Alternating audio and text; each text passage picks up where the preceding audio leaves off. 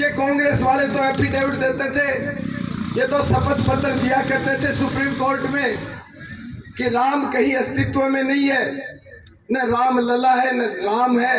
ये सारी कोरी बातें हैं। इन बातों का प्रमाण तो कोर्टों में इन्होंने शपथ पत्र पेश करके हमारे सनातन धर्म को, हमारी संस्कृति को चैलेंज किया। 370 और 35 से इसके बारे में भी एक शब्द नहीं है कांग्रेस वालों के पास बोलने के लिए। आप चर्चा करना कभी कांग्रेस के किसी नुमाइंदे से कि मोदी जी ने 10 साल के अंदर जिस तरीके से पहले जो क्षेत्रीय पार्टियां, जम्मू कश्मीर की क्षेत्रीय पार्टियां तो बहुत ज्यादा हल्ला करती थी, पूरे देश में विपक्षी दल सारे ये कहा करते थे कि 370 और 35 के साथ छेड़खानी करने वाला आदमी तो पैदा ही नहीं हुआ इस देश में। उस काम का भी कोई जवाब नहीं है कांग्रेसियों के पास। और मैं तो इतना ही चाहता हूं कि ठाड़ा ग्राम पंचायत ने भी यहाँ से अच्छी लीड देके आप लोगों ने उदा सरपंच श्रीमती सुमन देव जी विधानसभा में ये दिखाया है, ये साबित करके दिखाया है कि भारतीय जनता पार्टी ने जो सम्मान इस गांव को दिया, इस ग्राम पंचायत को दिया है, उसका बदला आप लोगों ने चुकाया है। और मैं आपसे यही कहना चाहता हूं कि 19 तारीख को कांग्रेस का जो उम्मीदवार यहां से बन के बैठा है, अपना इतना बड़ा ग्राम पंचायत, आपकी ग्राम पंचायत झुंझुनू विधानसभा की सबसे बड़ी ग्राम पंचायत है, लेकिन आपकी ग्राम पंचायत में कांग्रेस के प्रत्याशी ओलाजी वोट मांगने के लिए नहीं आएंगे। अगर अपनी पंचायत में आए हो तो आप हाथ खड़ा करके बता सकते हैं कि ओलाजी आपके पास वोट मांगने आए हैं क्या? आप देखिए कितनी बड़ी विडंबना है कि एक तरफ राहुल गांधी, एक तरफ इस देश के रात दिन काम करने वाले, इस देश की उन्नति के लिए जीने और मरने का संकल्प लेके 2047 तक इस देश को विकसित देश बनाना चाहते हैं। एक तरफ एक दिन छुट्टी नहीं लेने वाले मोदी जी हैं, दूसरी तरफ राहुल गांधी जी हैं।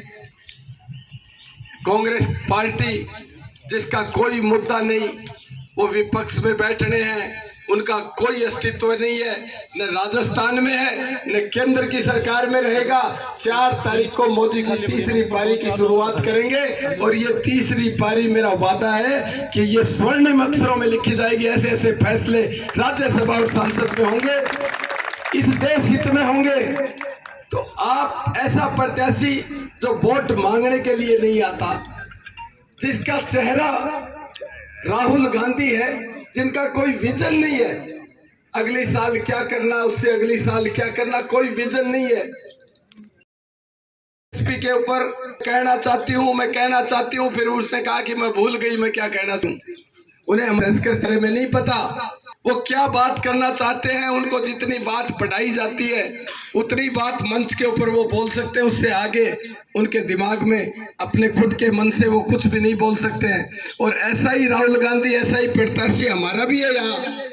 विजेंद्र जी भी कुछ नहीं बोल सकता। कोई 3 साल तक लोगों को ये कहता रहा, कांग्रेस सत्ता में थी, 3 साल तक लोगों से यही कहता रहा कि मैं अशोक गहलोत के खिलाफ हूं, इसलिए मेरी चलती नहीं है, मैं किसी को फोन नहीं कर सकता।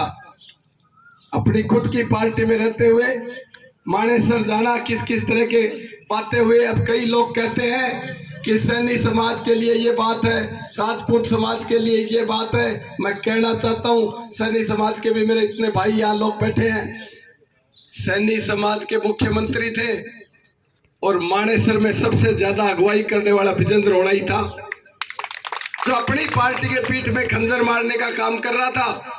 तो आपसे ही मेरा निवेदन है कि आप 19 तारीख को किठाड़ा ग्राम पंचायत से इस झुंझुनू, एक बार बीच में पहले विधानसभा चुनाव में चर्चा चल रही थी तो उमेश जी ने कहा, बड़ुंदा कला की बात थी कि सबसे ज्यादा लीड हमारी ग्राम पंचायत देगी।